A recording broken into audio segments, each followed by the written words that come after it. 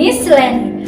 We will learn English again. Kita mau belajar bahasa Inggris lagi kali ini. New material, materi baru. How are you class? Fine? Alhamdulillahirabbil alamin. Stay healthy, stay at home, keep study hard ya, tetap belajar giat di rumah. Yes. Oke, new material, materi baru kali ini kita mau belajar sebuah kalimat, namanya kalimat. Jadi kalimat apa ya? Listen to me, dengarkan Bu Leni baik-baik. Kalimatnya namanya simple present tense. Simple present tense, simple present tense. Coba ucapkan. Yes, simple present tense. Yes, sesuai namanya, simple artinya sederhana. Simple, simple, simple, sederhana. Oke. Present, nah present and the present artinya sekarang. Simple present tense, jadi simple present tense sesuai namanya kalimat sederhana yang diucapkan pada waktu sekarang. Oke, perhatikan penggunaannya ya. Kalimat sederhana yang diucapkan pada waktu sekarang itu namanya kalimat simple present tense. Yes, kalimat simple present tense anak-anakku memiliki fungsi, has some function ya.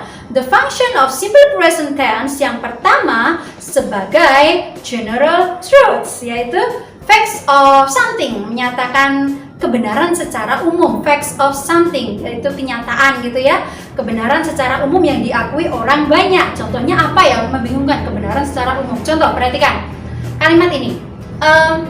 The snow is cold. Salju itu dingin, iya kan? Nah, itu kebenaran secara umum, dimaklumi oleh banyak orang, diketahui banyak orang bahwa yang namanya salju ya dingin, ya kan?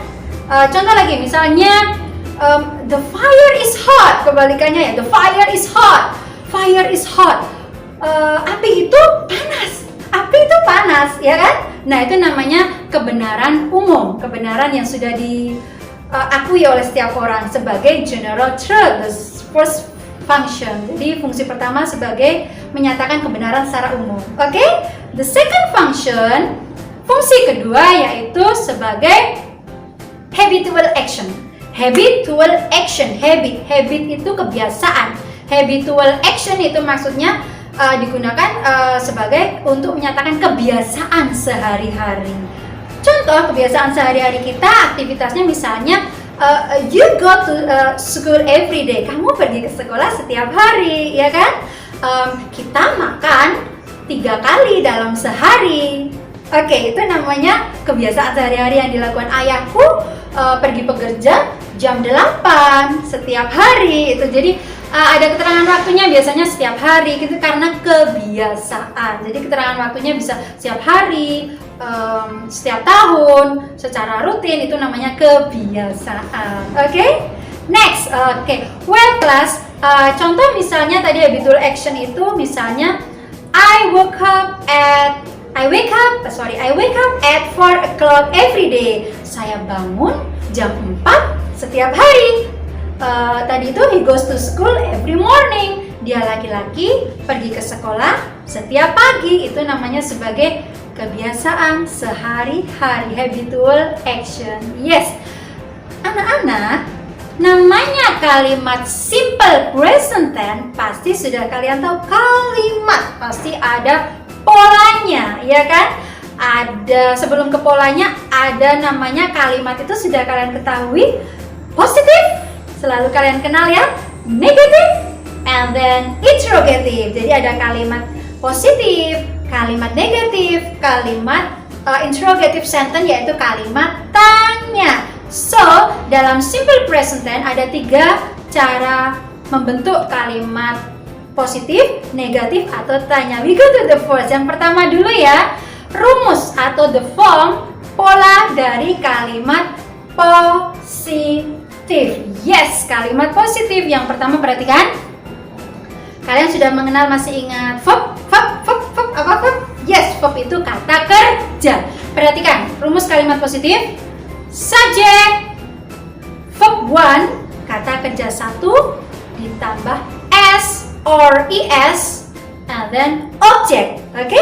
Susunannya ingat ya. Subject, verb 1 ditambah s atau is, and then object. Jadi rumusnya subjek, kata kerja satunya ditambah s atau is, and then object. Nah, yang subjek apa sajakah yang harus ditambah s atau is? Saya ingin mengingatkan kalian, remind you about the subject. Namanya subjek dalam bahasa Inggris ada kamu, you, saya, I, they, mereka, we, kita, he, dia laki-laki, she, dia perempuan, it untuk selain orang gitu ya, selain orang atau jadi bisa benda, bisa hewan atau kata-katanya yaitu it. Oke? Alhamdulillah masih ingat namanya subjek ya. Sekarang perhatikan tadi rumusnya, kalimat positif boleh diulang. Subject, verb 1 ditambah s atau is, and then object. For example, lihat contohnya. She reads book. Dia perempuan membaca buku. Contoh kalimat kedua, you read book. Kamu membaca buku. Subjeknya yang pertama she, yang kedua you, kalimat kedua. Perhatikan ada yang berbeda. Coba kata apa? That's right, kata reads. Kenapa ketika di subjek she, reads-nya ketambahan s belakangnya, ya kan? Sedangkan you, verb 1 tidak perlu ditambah s atau es. Why? Nah, ini perhatikan peraturannya. Jika kalimat positif subjeknya he, she, it, dia laki-laki, dia perempuan, benda atau hewan, jadi selain orang, maka kata kerjanya ditambah s atau es. Kapan menambah es? Yes, perhatikan. Kata kerja satu ditambah es belakangnya ketika misalnya kata kerjanya itu berakhiran huruf ss, ch, sh, x, o. Oke? Nah, jika kata kerjanya berakhiran dari huruf-huruf tersebut, maka belakangnya ditambah es untuk subjek he, she, it. For example, ada kata watch. Watch jadinya misalnya itu untuk dia laki-laki atau dia perempuan atau hewan atau benda, jadi watch-nya jadinya tambahan es jadi watches. Go, pergi menjadi goes, ya kan? Wash, mencuci menjadi wash. Ya, ketambahan es belakangnya ya anak-anak. Yes, perhatikan diingat-ingat tambah s atau es ketika subjeknya apa tadi? He, she, it. Good. Lah selain he, she, it, gampangnya gini. I, you, Dewi kan. Mengingatnya mudah ya. I, you, Dewi subjek. I, you, we, they. I, you, Dewi. I, we, you, they. Kata kerjanya tidak perlu ditambah s atau es. For example, lihat kalimatnya dengan baik.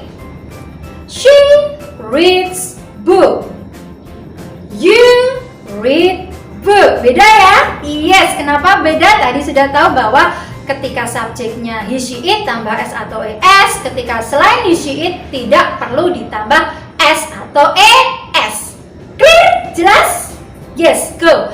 Sekarang kita ke kalimat negatif. Namanya negatif selalu ada kata tidak gitu ya. Kalau tadi dia perempuan membaca buku, kamu membaca buku, negatifnya berarti dia perempuan tidak membaca buku, kamu tidak membaca buku. Bahasa Inggrisnya bagaimana? Perhatikan dulu polanya. Rumusnya adalah negative sentence, kalimat negatif. Subject, do not, verb 1, object. Atau bisa juga subject, does not, verb 1, object. Yes, ada tambahan kata, ada kata do, ada kata does, ya kan? So, kapan kita menggunakan do? Perhatikan, gunakan do not, don't do ketika subjeknya I, you, Dewi. Tadi itu I, you, they, we. Saya, kamu, mereka, kita.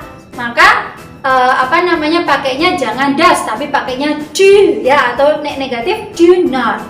Yes, selanjutnya yang pakai does subjek apa saja? Berarti selain are, you, do, we, apa tadi? He, she, it. That's right. He, she, it. Maka pakainya does. Oke, for example ya, contohnya biar semakin jelas ya. You don't read book. Kenapa pakai don't? Karena you, subjeknya you. Maka do not atau don't ya. Sekarang kalimat kedua, perhatikan. She doesn't read book. Dia perempuan tidak membaca buku. Maka dia perempuan karena subjeknya she, jangan don't tapi pakainya doesn't. Oke, penggunaan do, does jelas ya. Do untuk subjek apa tadi anak-anak, diulang? Yes. I, you, they, we. Does subjek apa? He, she, it. Oke, good. Mudah kan? It's so easy. Mudah sekali. Ya, itu tadi form rumus kalimat negatif. Sekarang kita yang terakhir, the third form, bentuk ketiga, yaitu kalimat tanya. Iya, kalimat tanya, maka selalu di depannya namanya bertanya, apakah, begitu ya. Kalau tadi misalnya positifnya, dia perempuan membaca buku. Negatifnya, dia perempuan tidak membaca buku. Pertanyaannya, iya, apakah dia perempuan membaca buku? Ya, rumusnya perhatikan. Masih menggunakan do sama does, diingat-ingat. Rumusnya kalimat tanya adalah interrogative sentence. Do atau does, subject, verb 1, object. Ya, lihat contohnya. Do you read book? Apakah kamu membaca buku? Contoh kedua, does she read book? Apakah dia perempuan membaca buku? Ya, sama ya, verbnya sama, verb satunya sama, tetap sama, hanya berubah di kata do sama does, tergantung penggunaannya tadi itu. Kalau do apa? Yes, are, you, they, we. Gampang ya, I, you, they, we. Does apa saja subjeknya?